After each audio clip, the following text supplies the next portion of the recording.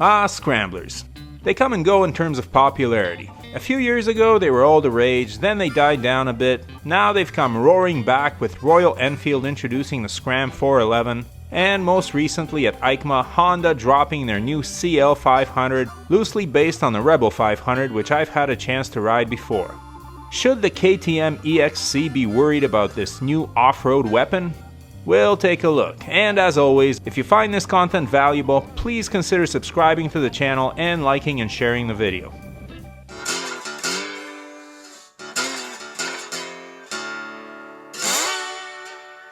Honda's been the busiest of all the manufacturers at this year's EICMA with the introduction of the Rebel 1100 bagger, the Transalp, an electric scooter, and this Scrambler. Now Scramblers come in two flavors, off-road bikes and road bikes dressed up as off-road bikes. And there's nothing wrong with either kind as long as the customer knows what they're getting. So where on that spectrum does the Honda CL500 fall? Let's take a look. The engine is the same 471cc parallel twin used in the CB500S, the CBR500R, the CB500X, and the Rebel 500. It does have a 180-degree crank and won't sound lumpy, but I've ridden a bunch of these bikes before and have to report that they don't sound that bad. Power is on the soft side with an A2 friendly 46 horsepower and 32 pound-feet of torque, enough to comfortably cruise the highway and make a pass on a 2-lane, but certainly not enough to give you whiplash.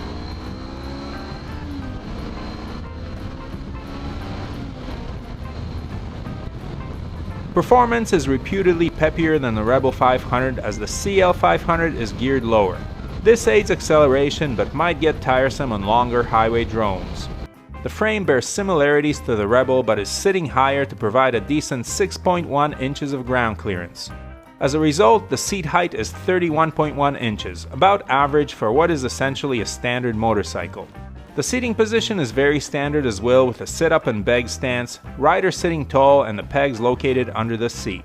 This will be comfy on the back roads, but you'll feel like a parachute on the highway. Off-roading requires suspension travel, and the CL500 provides a decent amount of it with 5.9 inches in the non-adjustable fork and 5.7 in the twin shocks, which are preload adjustable only. Basic, but it should do well enough over bumps. The brakes have ABS which can't be turned off, so no sliding the rear wheel. The wheels are 19 and 17 inches, which is pretty standard for Scramblers, and the fuel capacity is 12.1 liters, so don't expect fantastic range. This is going to be a runabout, not a touring bike. An off-road bike should be light, and at 423 pounds this one isn't. I mean, it's not a boat anchor like the Yamaha SCR 950, but it's no dual sport either. So an off-road weapon this bike isn't. It's essentially a good-looking all-purpose street bike that can handle rough pavement, gravel roads, and maybe a little bit of dirt as long as it's not too gnarly. The CL500 is styled well with the exposed frame and upswept exhaust. Some may say it's a bit vanilla, but Honda offers adventure, style, and travel packages and expects riders to dress up their bikes as they will. It should provide folks with a good starting point for customization. Indeed, the lifestyle marketing around this bike seems to echo the Land of Joy campaign that Ducati used for its Scrambler line that paid off handsomely for the Italian manufacturer. This bike will be less powerful and a bit heavier than the Ducati Scrambler Icon, but it should be quite a bit less expensive as well. Honda is targeting young riders with a bike that gets noobs into the sport and should still be powerful and fun enough for those who are more experienced. No word on pricing yet, but I'd guess that the CL500 will fall somewhere between the CB500F and the CB500X, which should be pretty affordable for many young people. Who knows, if this bike is a hit, maybe you'll see a 750 Scrambler based on the Transalp motor down the line.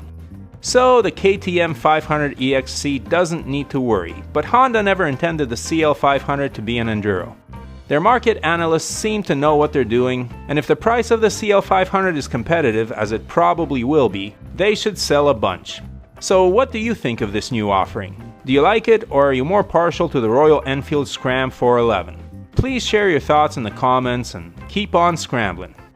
If you're interested in any of the gear that Brooke and I wear or use, or the camera equipment we use to film this channel, the links are below.